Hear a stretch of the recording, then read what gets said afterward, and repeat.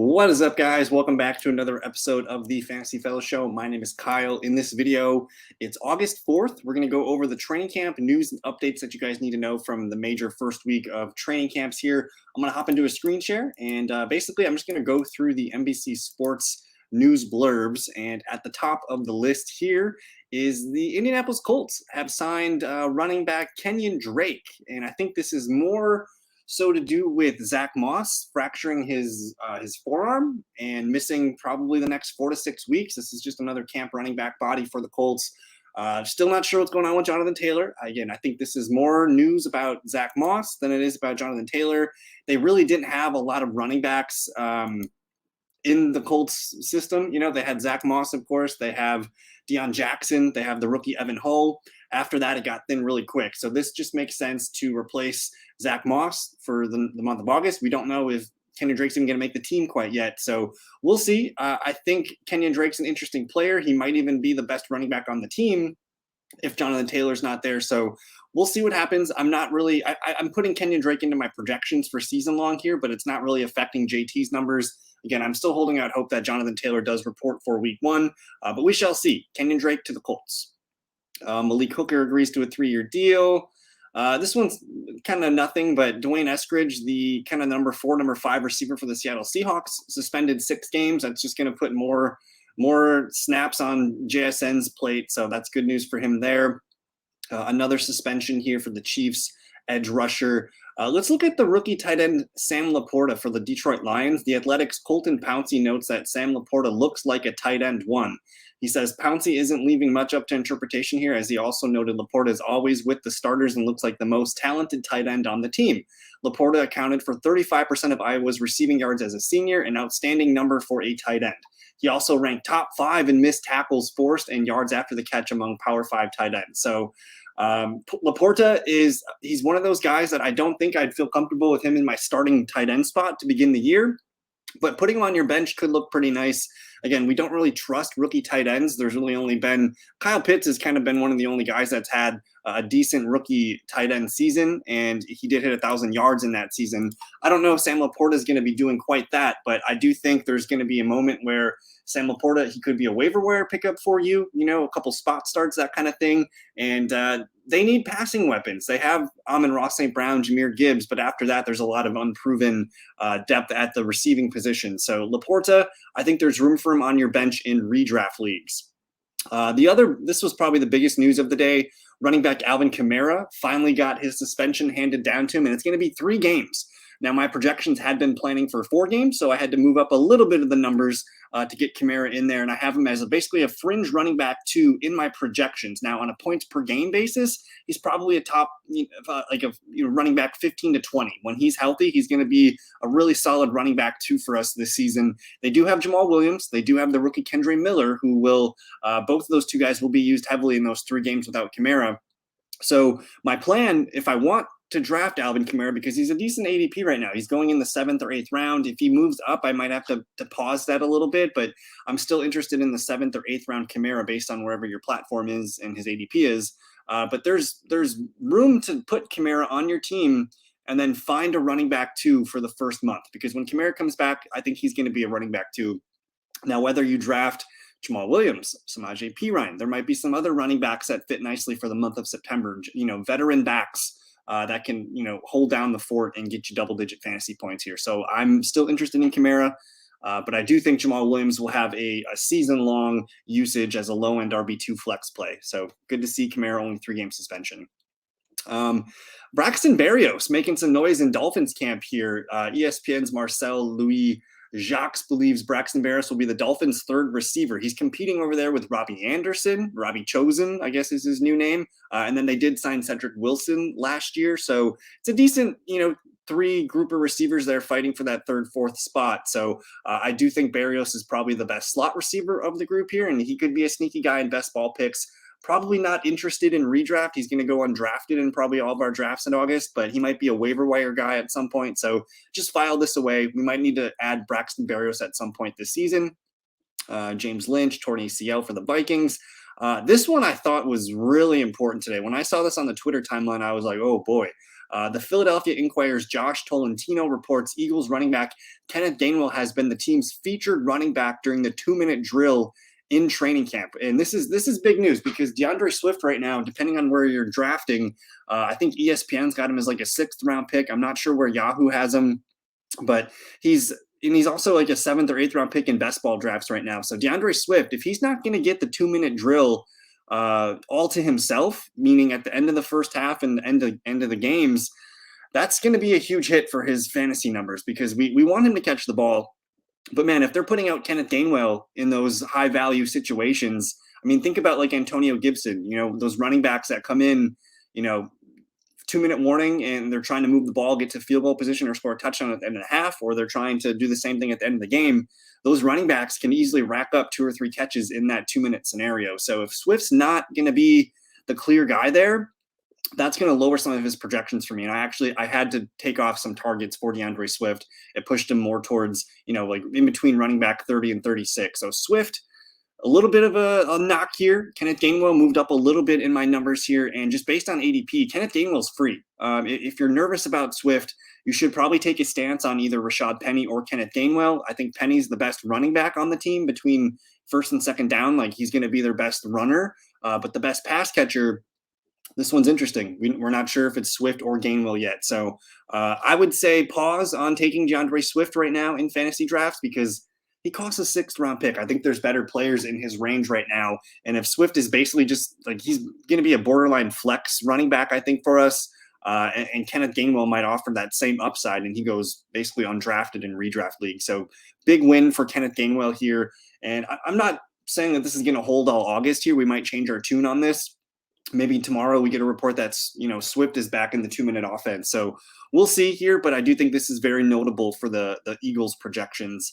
Another minor note here, Marlon Mack signed with the Arizona Cardinals. And this one's important because after James Conner, who, again, we don't expect him to stay healthy for the full season, we don't really know who the running back 2 is. We think it's Keontae Ingram, a bit of an unproven guy there. But Marlon Mack's decent. He had some nice moments with the Colts. He did tear his Achilles a few years back, but he's probably fully healed from that. So I'm watching this. My projections have Marlon Mack as the RB3 right now, but I did have to take some work out of Keontae Ingram and a little bit out of James Conner just in case. So just file that away. Marlon Mack could be the running back 2 for the Cardinals. Jeff Okudah carted off Atlanta practice today. Now let's see Chigoziem Okonkwo here. Mike Vrabel said tight end Chig Okonkwo's blocking has to improve. We know he's a really, really good pass catcher. He's an athletic specimen. We like Chig's pass catching ability, but if he's not blocking up to Mike Vrabel's standards, that might take him off the field a little bit. And basically with tight ends, you care about 2 things, targets and snaps. If he's not on the field at all times to get those targets, that's going to lower his weekly ceiling. So Chig Okonkwo is purely just a tight end 2 dart throw for me on the end of my bench right now. The Bears did sign a tight end today, Mercedes Lewis. Not really interested for fantasy. They do have Cole Kmet and Robert Tonyan there. Cameron Jordan got a 2-year big deal with the Saints, an extension there. Now, this one might be one of the most important blurbs for fantasy in this video. David Montgomery here. The Athletics' Colton Pouncey believes David Montgomery and Jahmyr Gibbs will be co-starters in the Lions' backfield. Though Montgomery is usually the first back to take reps with the Lions' first-team offense, Gibbs gets plenty of reps and is deployed as a pass catcher, per Pouncey. Given Gibbs' receiving skills, I'd expect the snap distribution to look pretty similar. The Lions can even play them together. Lions GM in July called Gibbs the 6th overall pick in 2023 NFL Draft, an elite multi-purpose weapon, comparing him to Marshall Faulk and Christian McCaffrey. While the rookie will have plenty of PPR juice, it's Montgomery who can see the lion's share of the goal line work vacated by Jahmyr Williams. I have been heavily invested in David Montgomery all summer. He's one of my top drafted running backs in best ball leagues right now. He's going in that he's a late 7th, 8th round pick right now. He's going to be a running back too. Jahmyr Williams is not that great of a running back. David Montgomery can add more value to those running back touches. He's not going to get the 17 rushing touchdowns that Jahmyr Williams had last year, but he couldn't get 10, 11, 12 in that range of a ceiling, I think is very reasonable. And the way it sounds like they're both going to be on the field a lot together. So I think both Jahmyr and David Montgomery are both excellent picks right now. And they both can be, Montgomery's going to be a solid RB2. The question with Gibbs is in a PPR league, can he be a top 12 running back 1? I think either way, though, they're both really solid RB2s. And Montgomery for sure in half PPR and standard league. That's where he's going to get a lot of his touches. So I think both Lions backs right now should be on your radar. Let's see, tight end Luke Musgrave for the Packers. Matt LaFleur just saying he has a lot of potential. He's the biggest fast guy I've ever seen. LaFleur says a lot of good things coming out of Packers camp with Luke Musgrave. He looks like an elite pass-catching tight end that can help stretch the seam, and he basically has just no competition at tight end. They did draft another rookie, Tucker Kraft. They do have another move tight end that's more like a fullback in Josiah DeGuara, but it sure looks like Musgrave is going to be the guy getting all the tight end snaps with the starters unit. So he is worth a late tight end 2 grab as well. And to be honest, man, he might be more interesting than a Chigoziem Okonkwo right now, but we'll see. But definitely keep your eye on Luke Musgrave here. More Marlon Mack news. Yannick Ngakoue to the Bears, another good signing there for Chicago. Torn ACL here for the backup linebacker in the Saints system. Then we got a bunch of, I guess that's just all from last night's game. Let me see. This one's good. Zach Charbonnet returned to practice yesterday after a few, like maybe 3 or 4 days ago. Pete Carroll said that he's out indefinitely with a shoulder injury, which was definitely concerning. His ADP was dropping pretty good in best ball drafts.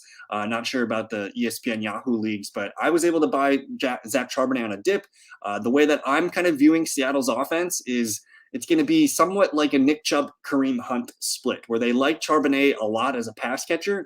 He's a pretty good runner too. So he's going to get mixed in, whether that's 6 or 8 carries per game, maybe 3 or 4 targets per game, something like that. And Kenneth Walker is nursing a groin injury right now, which he had last year. So if that comes back to play during the regular season, Charbonnet could be the next man up. So I like Zach Charbonnet. He's kind of like, he probably should be drafted, kind of similarly to, like that AJ Dillon, Antonio Gibson, Brian Robinson range, where he can have a weekly, 6 to 8 point fantasy floor. But if anything happens to Kenneth Walker, everyone's going to be wanting to put Zach Charbonnet in their RB2 spot on Sunday. So keep an eye on Zach Charbonnet. I like putting him on my bench in redraft leagues. Let me keep moving here. This one's important. Elijah Mitchell here is expected to miss a few days with an adductor strain. I'm not quite sure what an adductor strain is. Let's take a look at that. Adductor is the medial compartment of the thigh, and it's kind of attached to the hip. Okay, so Elijah Mitchell's a great running back. He's had trouble staying healthy I think this is his entering his 3rd season. He is the primary backup right now to Christian McCaffrey, but man, if the injury seal's already busted on Mitchell, we should be looking at the other running backs behind Mitchell. That way we can just file these names away for waiver wire potential because it's Tyrion Davis-Price and Jordan Mason competing for RB3 duties. Right now, I would say it's Jordan Mason ahead of TDP, but it sounds like TDP's been pretty impressive in his 2nd camp here with the team. But Jordan Mason, I think, is the guy that I've been drafting in best balls with my 20th round pick. I just don't trust Mitchell to stay healthy. And if you're nervous about CMC maybe not staying healthy either, that's going to make Jordan Mason or TDP, maybe both of them, a waiver wire pickup at some point this season. So file those 2 names away. I think I'm just not drafting Elijah Mitchell. I'm slightly concerned that he's just going to be a guy that often gets injured and misses a decent chunk of the season. So for now, he's going to miss maybe a week of practice, and we'll see what happens when he comes back. But yeah, keep an eye on those 2 second-year backs in the 49ers system.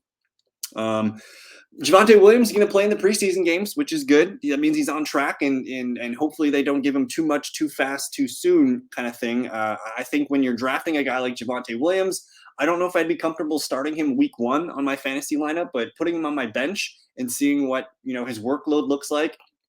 I do project Javonte Williams to get more and more work as the season goes on. So maybe not a guy that I'm excited about in September, but definitely by December when the fantasy playoffs are happening, I think Javonte could be a big piece of that for you. Brock Purdy sounds like he's getting healthier with that elbow, minimal soreness. He's practicing more often than they had him on schedule for. So looks like the 49ers QB1 on track here. Good news.